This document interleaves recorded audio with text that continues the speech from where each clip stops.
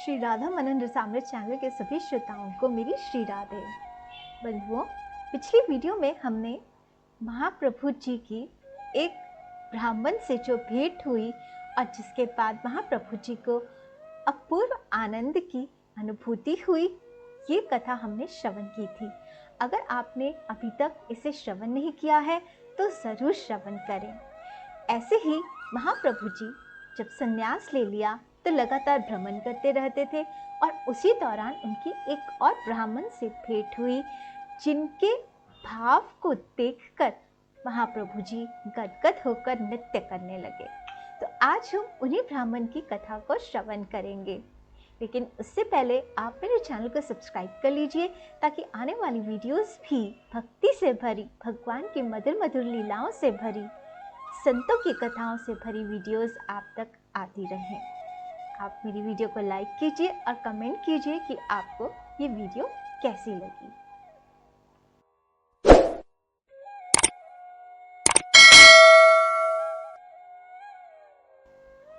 संन्यास लेने के बाद महाप्रभु जी लगातार भ्रमण ही करते रहते थे।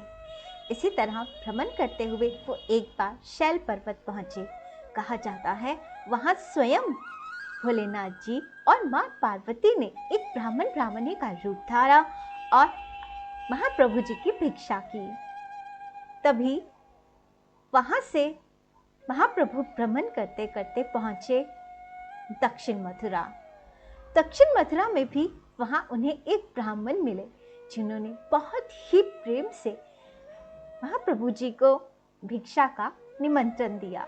महाप्रभु जी ने भी उनके इस निमंत्रण को सहर्ष स्वीकार कर लिया और अगले दिन महाप्रभु जी समय पर ब्राह्मण की कुटिया में पधारे। लेकिन महाप्रभु जी ये देखकर हैरान ही रह गए कि ब्राह्मण जी ने तो भोजन की व्यवस्था ही नहीं की है।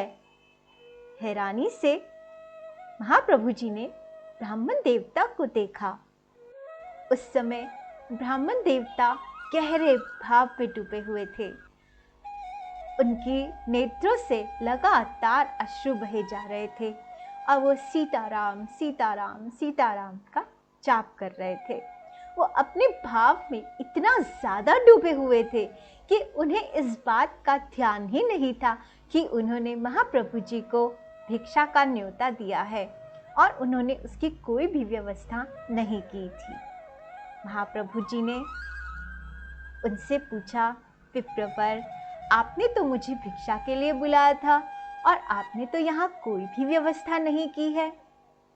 अपनी उसी भाव अवस्था में कुछ कुछ उदास से ब्राह्मण देवता कहने लगे, अरे यहाँ कोई अयोध्या थोड़ा है जो इतना सारा वैभव होगा, सब लोग आकर खाना बना जाएंगे, भोजन तैयार कर जाएंगे। यहाँ तो अरण्य है। यहाँ तो पहले लक्ष्मण जी जाकर जंगल में भटक कर कुछ सामान लेकर आएंगे, तब तो जाके सीता मैया रसोई बनाएंगी और तब जाकर मेरे राम भोजन करेंगे। और ये कहकर उनके अश्रु निकलने लगे। महाप्रभु जी समझ गए कि ये ब्राह्मण देवता तो गहरे भाव में डूबे हुए हैं। अब ब्राह्मण देवता को भाव से निकालने के लिए महाप्रभु जी ने जोर जोर से कीर्तन किया और मुग्ध होकर, गदगद होकर उनके भाव को, उनके प्रेम को देखकर महाप्रभु जी कीर्तन करते हुए नृत्य करने लगे। जब महाप्रभु जी ने नृत्य किया तो कुछ देर के लिए ब्राह्मण देवता भाव से बाहर आए। उन्हें याद आया, अरे हमने तो इन्हें भिक्षा के लिए बुलाया था। फटाफट उठकर उन्होंने भोजन प्रिपेयर किया, तैयार किया और महाप्रभु जी को भिक्षा करवाई। महाप्रभु जी को भिक्षा करवाते हुए ब्राह्मण देवता उनके पास ही बैठे थे और सीताराम सीताराम का जाप कर रहे थे। और जाप करते करते ब्राह्मण देवता फिर से गहरे भाव में चले गए। महाप्रभु जी ने भिक्षा संपन्न की। उसके बाद देखा कि मुझे तो भिक्षा करा दी ब्राह्मण देवता ने, लेकिन ना तो स्वयं भिक्षा की और उदास होकर और बैठ गए हैं।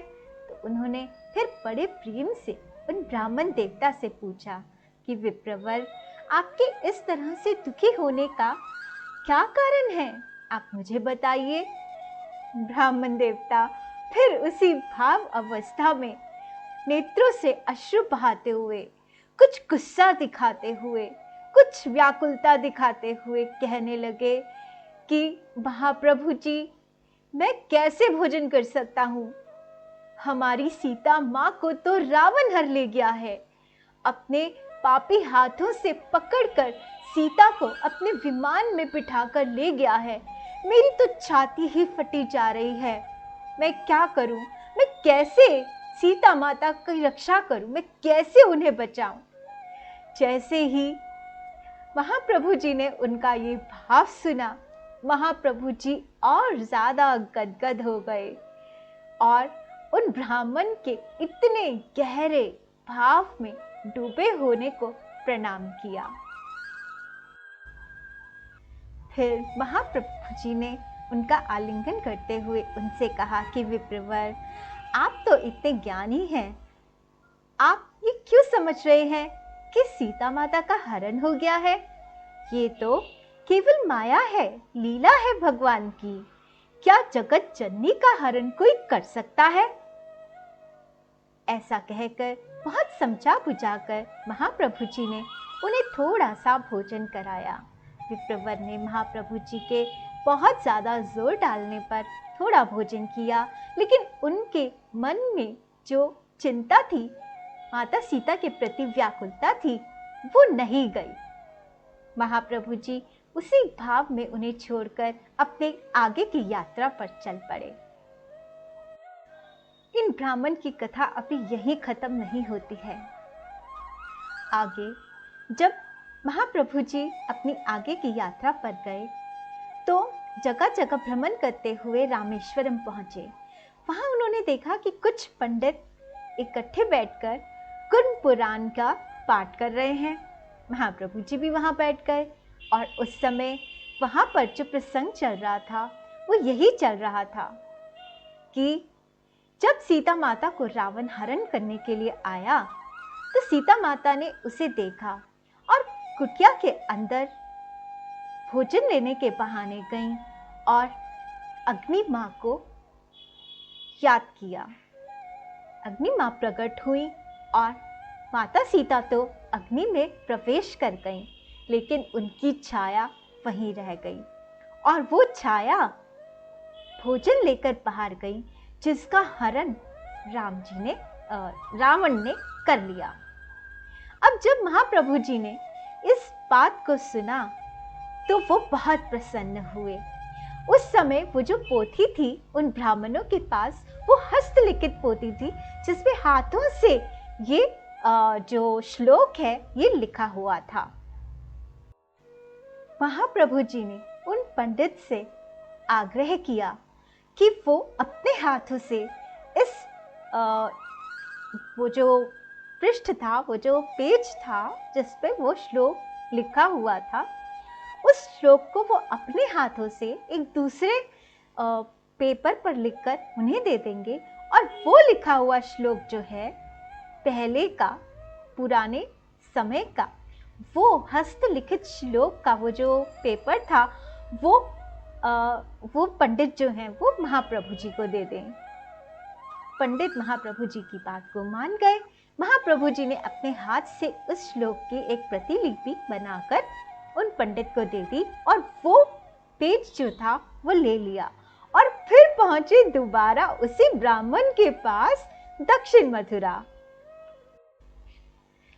वो पृष्ठ लेकर ब्राह्मण देवता के पास गए और महाप्रभु जी ने ब्राह्मण देवता को समझाया कि देखिए ब्राह्मण देवता, जिसका हरण हुआ था वो तो माँ सीता थी ही नहीं, वो तो उनकी छाया थी जिसका रावण हरण करके ले गया था।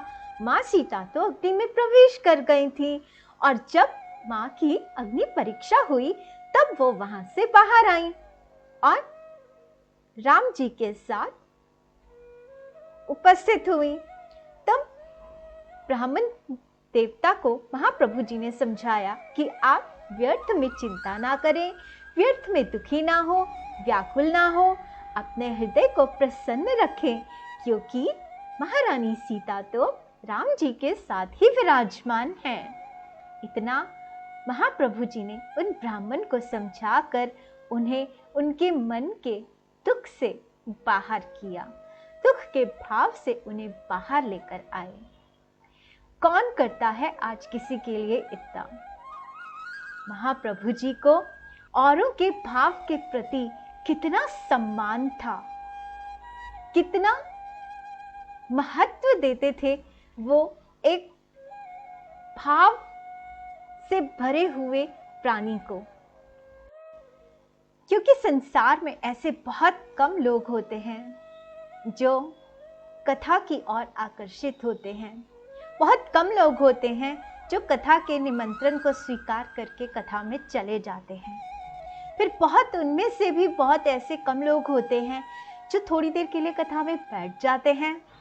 उससे भी कम वो लोग होते हैं जो कथा को पूरा श्रवण करते हैं, और उससे भी कम, और मैं तो कहूँगी बहुत ज़्यादा भाग्यशाली वो लोग होते हैं जिनका कथा में मन लगता है, जो कथा से कुछ ज्ञान को प्राप्त कर देते हैं। और उससे भी ज़्यादा भाग्यशाली वो लोग हैं जो कथा में भाव को पा जाते हैं, जो कथा के भाव में डूब जाते हैं और भाव में डूबकर भगवान की अनुभूति को कर लेते हैं। तो हम जो साधारण से लोग हैं, हम सोचते हैं पता नहीं क्यों वो कथा में भागता रहता है, ऐसा क्या है कथा में, क्यों 4-4, 5-5 घंटे लोग कथा को श्रवण करते हैं। तो जो लोग 5-5 घंटे बैठकर कथा का श्रवण करते हैं, कथा में डूब जाते हैं, कथा में नृत्य करते हैं, भगवान के प्रति रो पड़ते हैं, उनको याद करके रो पड़ते हैं, उत्तेजित हो जाते हैं, रोमांचित हो जाते हैं, गदगद होकर कभी रोने कभी हंसने लग जाते हैं। तो ऐसे लोगों ने कथा को नहीं, कथा ने उन लोगों को पकड़ा होता है। उन्होंने भगवान को नहीं पकड़ा, अब भगवान ने उन्हें पकड़ लिया है। उन्होंने बिहारी जी को नहीं पकड़ा, अब बिहारी जी ने उन्हें पकड़ लिया है, अब वो छूट नहीं सकते। तो बस जो जाएगा उसे ही ये अनुभव होगा कि कथा में ऐसा क्या है। नाम जाप जो करेगा उसे ही अनुभव होगा कि नाम जाप में ऐसा क्या है। हम लोग तो बस माला उठाते हैं, 4 मालाएं फेरी रख दी और अपने घर के काम में लग गए, लेकिन जो पूरी तन्मयता से उन्मत्त होकर भगवान की रूप माधुरी में खोकर डूब जाते हैं, वो तो बस डूबते ही चले जाते हैं। तो आज के लिए इतना ही। आशा है आपको महाप्रभु जी और ये ब्राह्मण की कथा को सुनकर बहुत आनंद आया होगा। और यूँ तो भगवान की कृपा ही होती है, लेकिन फिर भी अपने भाव को दृढ़ करने की ओर आप अग्रसर होंगे। तो मैं आपसे फिर मिलती हूँ किसी और भगवत चर्चा में, किसी और संत के चरित्र में, या किसी और मॉरल स्टोरी में। तब तक श्री राधे।